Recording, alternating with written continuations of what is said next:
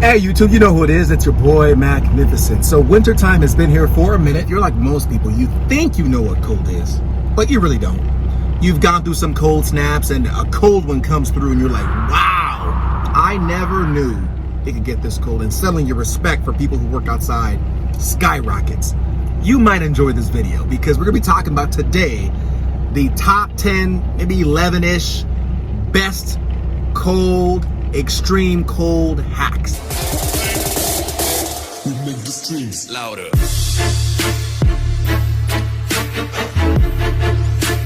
So if it's a nice day, you could have your Speedo, but if it's a cold day, you need to wear double the Speedo or no Speedo. Some places it gets cold, other places it just gets stupid. Some other places it gets ridiculous, other places it just gets redonkulous. And you know, we're talking crazy as in you got things to do, but you ain't going out. No, nope, not today, probably not tomorrow either, and probably not this week. I'm talking about that cold. Now, cold affects people differently. For some people, it's their face, nose, ears, some form of extremities. For me, it's my hands. So the first one that I'm gonna list is, in my humble but accurate opinion, the best one for your number one extreme cold hack. I'll let you be the judge. Number one. Cold hack number one, bring two gloves. One for your working pair, the other one always on the dash, being heated by the window defroster. Switch as needed. Critical. Bring 3, 4, 5 gloves if you need to, but just having hot gloves makes all the difference. Hack number one, have you tried it? Works? Doesn't? Never thought about it? Come on.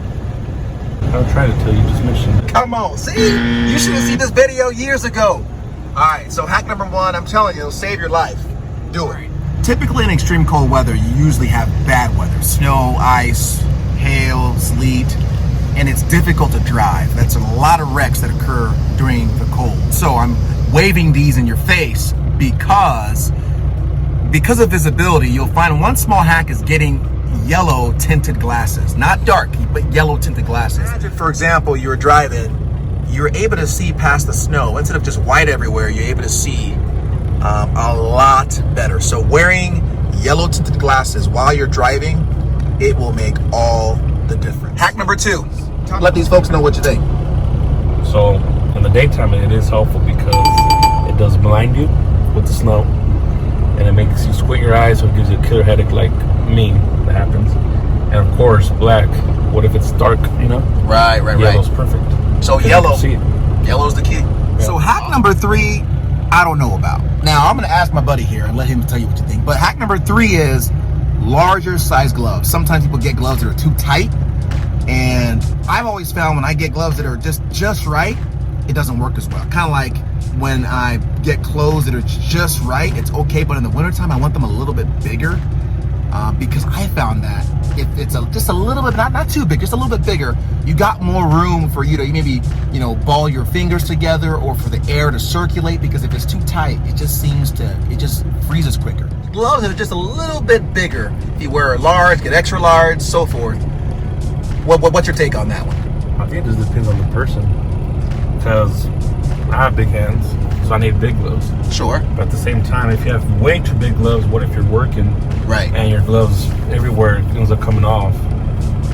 So I don't know, it just depends on the person, but it is better to have more space than having tight gloves, I'd say. Consensus is, if you're a cray-cray person and you like tight gloves, like tight leather pants, all that stuff, this may not be for you. Now, and if you're working, would you not agree that your hands usually take care of themselves because your blood's pumping? Typically, you get most cold when you're just kind of sitting there, right? Yeah. I guess it also depends on the comfort of the person, how they are, because I don't know. Yeah. Because everybody's they like really tight stuff, and some people like a little bit more loose stuff, so. But if you're like a normal person, you want just a little bit of space. And now, typically, if you're working, it shouldn't be an issue because you got blood pumping, you're good. But when you usually are just sitting there, that's when things might get wrong. And that's what this is kind of for, when you have times where you're kind of stationary. I found that having that extra space does make a difference. And if your gloves give you that kind of wiggle room, you can even ball up your fingers together to give yourself that hugging heat, if you will. So, I'll let you Number 4 to this is a thermos. It's an extreme cold hack, having a thermos. What do you think about that? You've seen those movies where the dog saves the guy. He has a barrel-looking thing on his collar, and the person drinks it, saves his life. But people carrying a thermos with them that it stays hot the whole time. When you drink it, it just makes your inside all nice and warm, like someone's hugging you, like Mama used to do. What do you think? Ever tried it? Ever heard of it? I never used it. Never used a thermos. Okay. Okay. So I don't know The reasoning behind the thermos is the way the body works. When the core is cold, it sucks all the blood and all the energy from the extremities, aka your hands, your head, all the things that are on the outside. It wants to bring the cold inside. So if you have a thermos, which a lot of them you can get them at Walmart, $14-15 for a decent sized one, even smaller, but they last 12 to 24 hours. They just stay hot. Put tea in there. Worst case scenario, put hot water, but just something. So if you get really cold, you just literally, just drink it. And when your core is satisfied, the body will continue pumping more blood to the extremities. It won't be starving it of it. So, hey, if it's that cold, trust me, a thermos with tea, it just makes you feel good. It's like someone just hugging you, right? Like Big Mama used to do back in those real family reunions. Just like that, but in the cold, and Big Mama has a big coat. So, number 5, number 6, who knows what number this is having a pocket heater. So one of those small packs where you break the package, shake it really good, and you insert it in your gloves, in your boots, anywhere you want that's cold. Well, I have seen people use those hand warmers. Okay. Those little packets inside of the... Just leave them in there? Yeah, those are the ones that I've seen people use. That's a hack. I've used that personally when I've tried everything. I remember this one time we were rigging up, and it was so cold that our instructions were to switch out in increments of about 3 minutes. It was that cold, shut down cold. And even as much as you were trying to move around and the like, it just got cold fast because you didn't want to do 3 minutes. You want to get the job done, so maybe you went out maybe 5. But having that little small packet in your glove, especially for me, the glove wasn't an issue because I was hammering. The biggest issue for me was my boots, the tip of my toes. When I wore my stuff, I put those little packets in my sock right on the tip of my toes. Oh man, it made a difference. So those little small packets, I think they call them hotties. There's different names for them, but got to get them. I don't care. Remember, when I first saw them, they were kind of expensive. They were like $1 or $2 a pack. I'm like, man, I'm never going to buy. Who in the right mind would buy that? This guy did. Trust me. There is no money you won't spend when you're that cold. Hotties in your coat, boots, feet, gloves, wherever else you want to put them. What's your take? I've only used it in my hands, pretty much. Make a difference? Yeah, it did. It did boil them up a little bit but it helped. Yeah. That's when I was just on standby outside. Right. That's the toughest. That's pretty much when it kicks in more, but I guess as you're working it, you forget about it. Right. Just good. But they work, right? But yeah, they work. Have them in there. Emergency. All right, so this next one's especially for those who have to work outside. When you're working and huffing, puffing, obviously those safety things, you got to keep them on. One of them is your safety glasses.